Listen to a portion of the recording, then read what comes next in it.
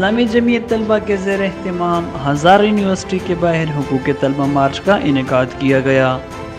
इस्लामी जमीयत तलबा के divisional president Waqas Ahmad और डिस्ट्रिक्ट प्रेसिडेंट नूर मोहम्मद ने हज़ार एक्सप्रेस न्यूज़ से गुफ्तगू करते हुए कहा कि यूनिवर्सिटी में बॉयज़ हॉस्टल का क़याम अमल में लाया जाए।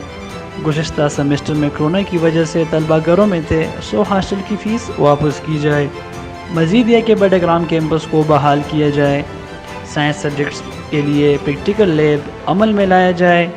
यूनिवर्सिटी की तरफ से स्कॉलरशिप में शफाफियत यकीनी बनाई जाए।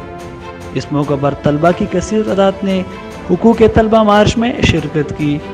हुकूक तलबा मार्च के मुनक्किदीन का कहना था कि मुतालबात के मानने तक हमारा एहतजाज जारी रहेगा।